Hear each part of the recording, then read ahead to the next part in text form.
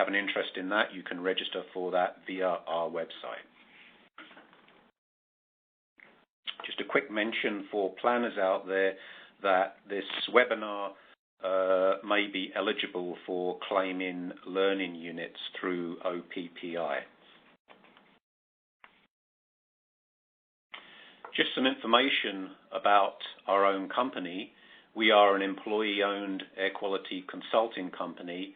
We've been providing services for since 1979. We provide services in ambient air quality, including monitoring, modeling and permitting, land use compatibility assessments, indoor air quality and occupational hygiene, and we have our own CALA accredited laboratory for analysis of many of our samples. In terms of land use compatibility assessments, we've had experience in working for proponents or third-party opponents to rezoning applications. I won't go through all of the details on this slide. I should have mentioned at the beginning, if you do wish to have a copy of these slides, please email me after and we can send you a copy, and then you can peruse some of the details at your leisure. Also, where municipalities require peer review services when receiving proponents' expert reports, we have provided those for land use compatibility as well as other municipal planning tasks and other peer reviews. So that's the end of our little plug.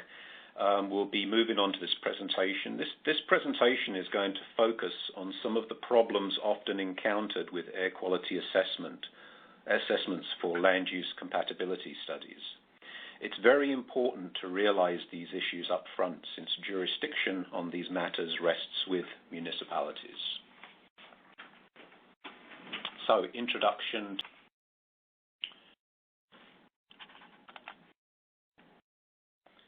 So, land use compatibility, or the assessment of it, is meant to ensure that different land uses do not cause each other environmental problems. This is enshrined in the Provincial Policy Statement, Section 1.2.6.1, which indicates that major facilities and sensitive land uses should be planned to ensure that they are appropriately designed, buffered, and or separated from each other to prevent or mitigate adverse effects from odor, noise, and other contaminants, minimize risk to public health and safety, and to ensure the long-term viability of major facilities. The italicized terms in this statement are defined within the PPS, and we're going to be going over some of those defined terms. But at this point, I'll mention that the adverse effect definition follows the same very broad definition as in the EPA and goes beyond just nuisance issues and includes human health and ecological impacts. And just to give you some historical perspective, previous versions of the PPS, apart from the current 2014 version, had similar requirements to prevent adverse effects. This is the 2005 version of the PPS. So it has been a consistent requirement over the years. So referring to the picture on the left-hand side of this slide, in basic terms, the requirement is not to introduce facilities, such as the industrial facility shown in the background, in such a way that adverse effects from its emissions impact on the existing sensitive land use shown in the foreground.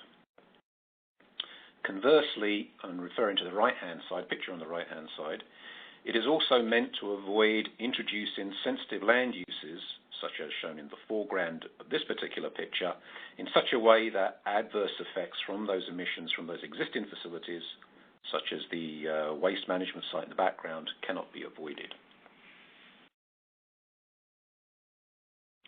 Within the province of Ontario, the nominal guidance to test land use compatibility is called the D-Series set of documents.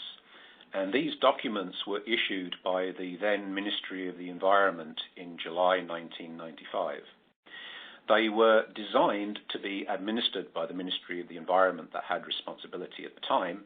However, shortly after their introduction, responsibility for compatibility was downloaded to municipalities.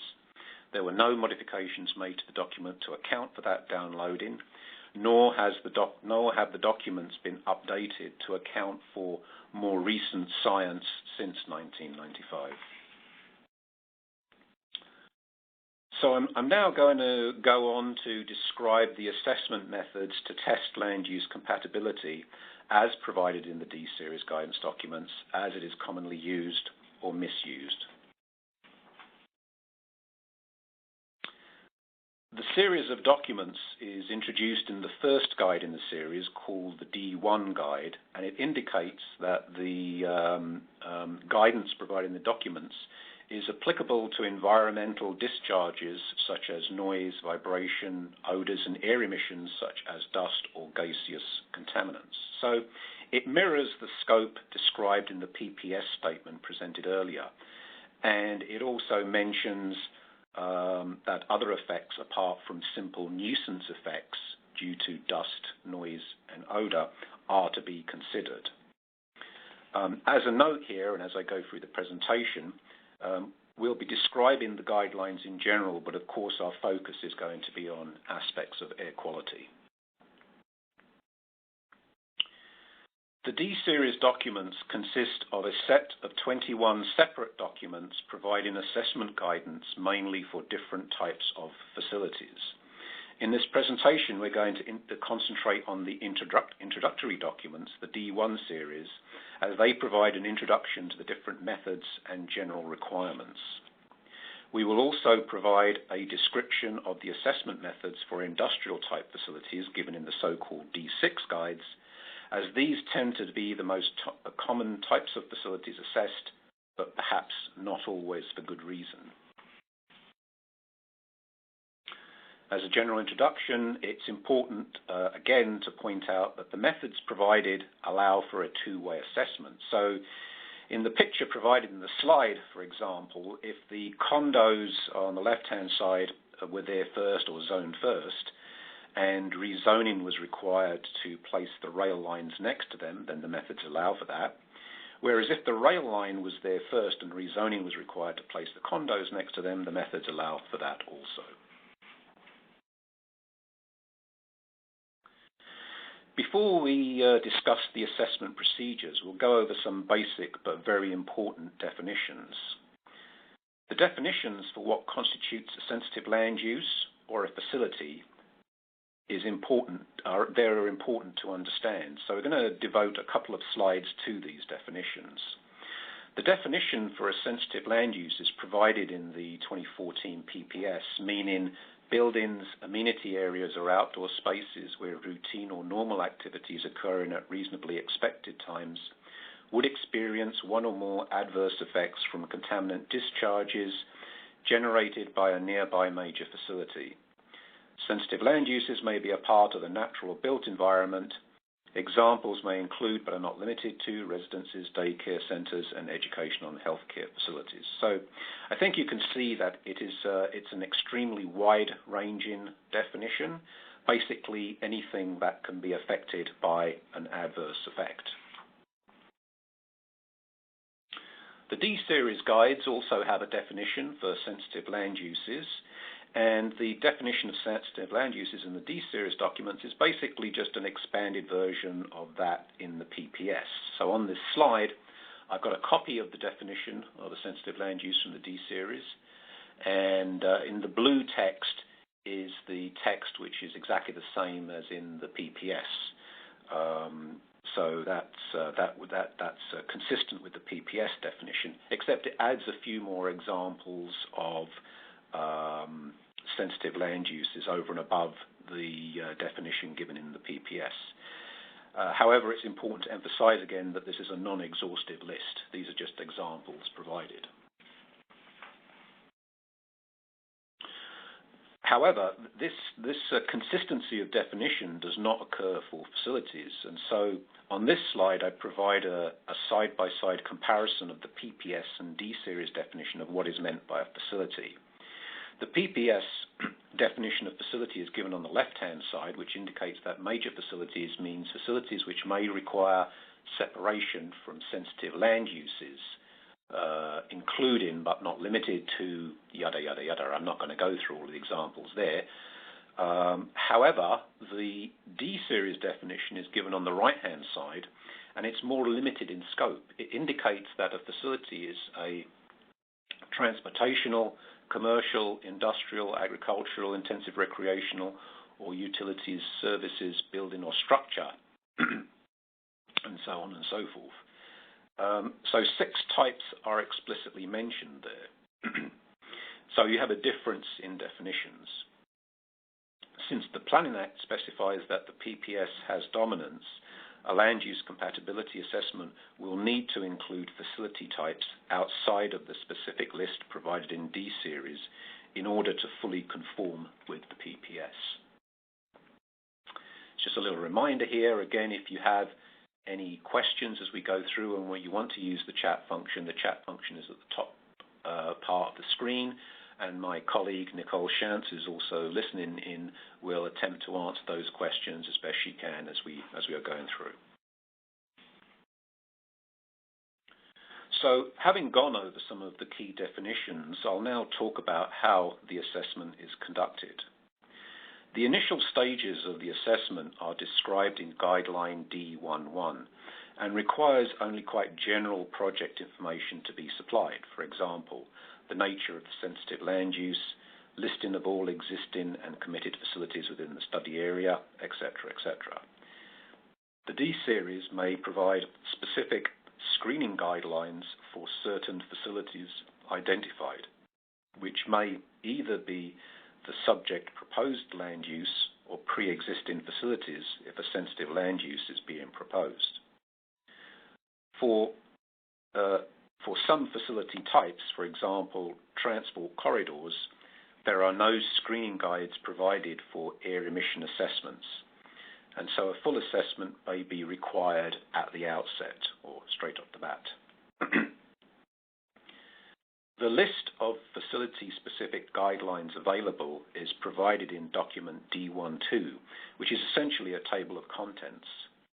The facility-specific screening guidelines themselves form the balance of the documents D2 to D6, which provides the next step of the assessment.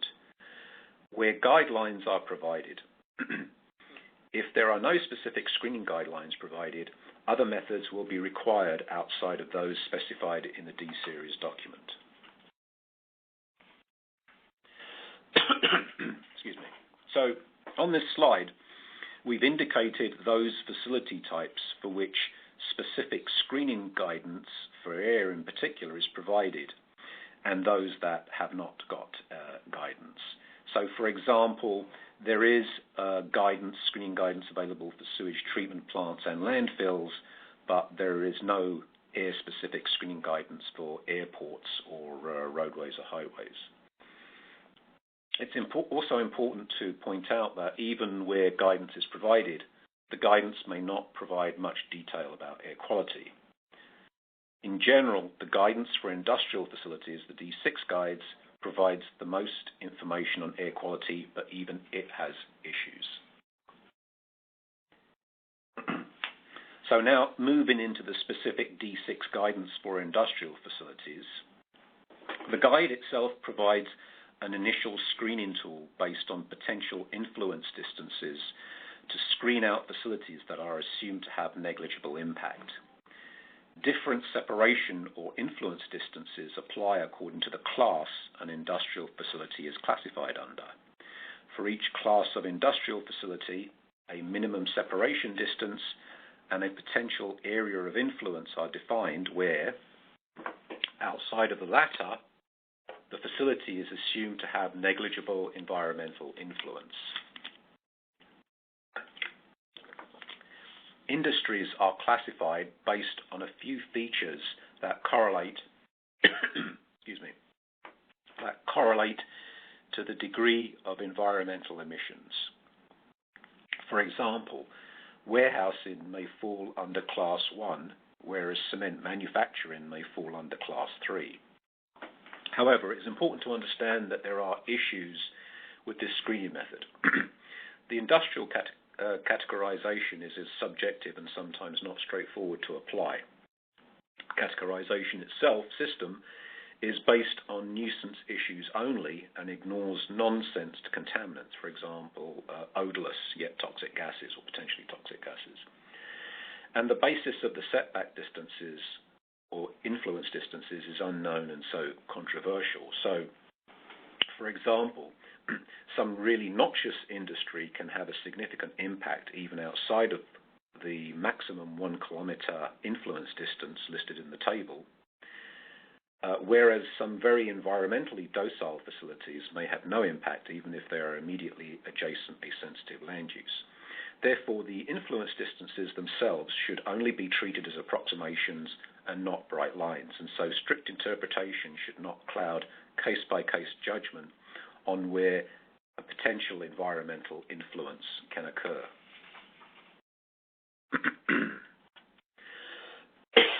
Excuse me.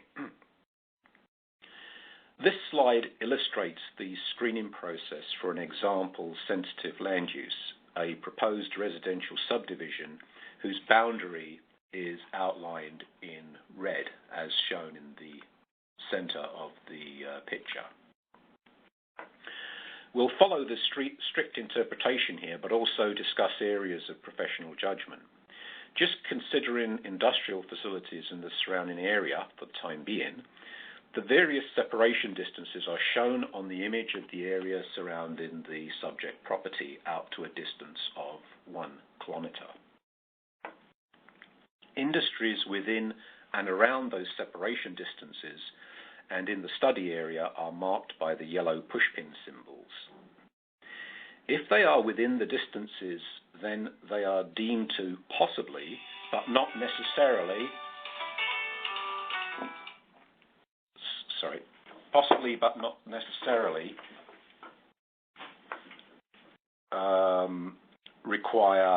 have a significant impact and therefore require further study. Most studies with respect to air quality require an emissions assessment and dispersion modelling or monitoring to assess impacts of those emissions on the proposed sensitive land use in this case. However, as mentioned, these distances should not be considered as bright lines. So, for example, the major industrial facility to the west could be classified as a Class 3 and yet falls outside the 1 kilometre screening distance. If the D6 guide is interpreted literally, one would screen out this major facility. However, a more appropriate approach would be to include this facility in the assessment if site-specific factors warrant it. Just before we leave this slide, I'll mention that this screen-out methodology applies to industrial facilities only and not necessarily any other types of facility.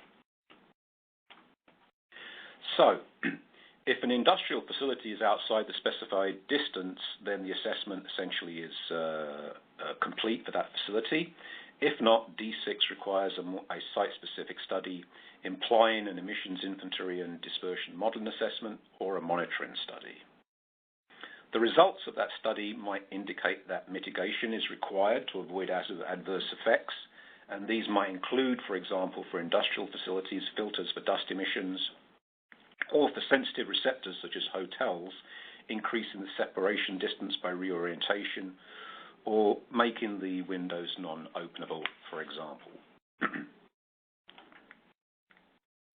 However, the site-specific study guidance provided in D6 is not clear. The provincial air emissions permitting regulations are cited. However, the requirements for an air emissions permit, which nowadays are called ECAs or EASAs, do not require a complete air quality assessment and are not suitable to test for adverse effects as required by the PPS. And myself and my colleague Nicole have gone into this in more detail in a paper that we published in 2015 in the Ontario Planning Journal. If you'd like a copy of that paper, please contact me and I can email a copy to you. Instead, the adverse effects test is more suitably met by the type of air assessment normally conducted for EAs.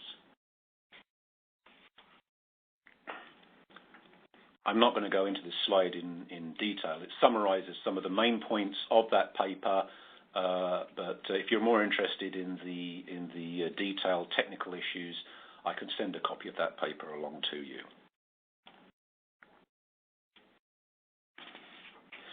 Just to close off this particular topic, the Ministry of the Environment have recently confirmed themselves that an air quality assessment for permits is not a complete test for adverse effects.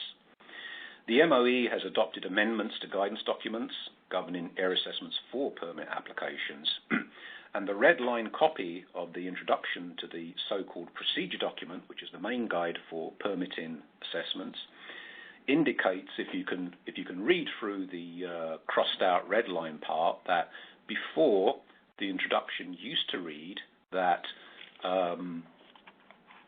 Ontario Regulation 419 governing permit applications is the regulation that is intended to protect communities against adverse effects from local sources of air emissions. That's been done away with now, and instead the Ministry of the Environment indicates that permits work within the province's air management framework by regulating air contaminants released into the communities by various sources, including local industries and commercial facilities. So they no longer claim that these permits of and by themselves protect against adverse effects. However, that is a requirement for municipalities under the PPS, as indicated earlier. So just to sort of summarize here, the PPS requires protection against adverse effects. D6 implies use of MOE permitting guidance for site-specific study. However, MOE permitting does not protect against adverse effects. So the D-series method, at least for industrial land uses, does not conform to PPS requirements. The reason we really make a point of this is that it is very common to see proponents try to use the same study for air quality that they have developed for their permit applications and use those for their land use compatibility assessments. So, what do we do given all of that? Well, it's important for both sides, both proponents and municipalities, to understand current issues, especially when cases often end up at the OMB or the LPAT now. Ultimately, in cases of vagaries or grey areas, the municipality has jurisdiction and may wish to set policy, especially now in the new era of LPAT. Municipalities can and should require methods above and beyond those suggested in the D-series documents in order to fully conform with the PPS requirements. And so this section is going to provide some suggested methods that municipalities may consider adopting. One example is the region of Halton that have critiqued and provided guidance beyond the D-series. In particular, the Halton report shown in the slide here was provided as a discussion paper by the Health Department at the region of Halton, and land use compatibility suggestions therein were to some extent incorporated into the regional official plan. This includes accounting for vehicular air emissions, for which no guidance is provided in the D-series documents. So, incorporating additional concepts into an air quality assessment or even into an OP is possible and, in fact, advisable. It's fair to say that after all these years, the D-series documents require extensive revision and updating. The Ministry of the Environment are at present in the process of updating the D-series guidelines, but this updating process has been ongoing for a number of years, and it is unknown when it will be completed. And so, as mentioned earlier, air assessments conducted for provincial EAs do provide air assessments that conform to PPS requirements, and so should be used by municipalities instead of assessments based on permit application procedures. One of the problems that municipalities face as a consequence of the downloading from the province is the lack of expertise to review assessments. Even if consultants are hired by municipalities to review air assessments, these reviews are often not thoroughly or properly done in our experience. As an example of what to do for facilities that do not have specific guidance in the D-series documents, We've been involved in numerous aggregate pit air quality assessments from both sides and have testified at OMB hearings on these cases. Where we've represented municipalities or opponents in particular, we found many proposed aggregate facilities where the consultants have incorrectly assessed air quality impacts. For example, road dust has been left out, or where it has been included, it's been improperly assessed, or the dust controls that have been proposed have been overly optimistic or provided on an unfound basis. So what we would recommend is that in addition to the D-series documents, that the proponents and reviewers ought to refer to the Ontario Planning Journal paper published by Shantz and DiGiovanni in 2015, and also the International Association of Impact Assessment Guide for Air Quality Impact Assessments that provides a more fulsome description of how to conduct an appropriate air quality assessment. These guides, or as additional documents that are mentioned on the slide here, can be cited in the terms of reference for the proponent and also for external third-party reviewers hired by municipality to review proponent reports.